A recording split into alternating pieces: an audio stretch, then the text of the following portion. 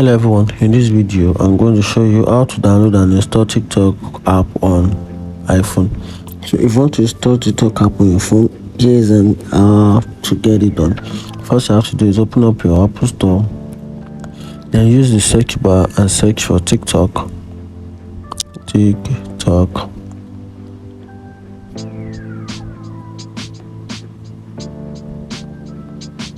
Okay, then you tap on the first option, which is TikTok.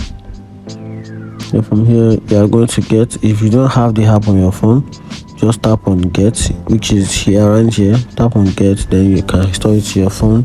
Then from there you can now configure the account, the TikTok account by creating an account, then adding your personal details. Then you can now start using the TikTok app, and that's it. If you find this video helpful, like and follow for more. Thank you.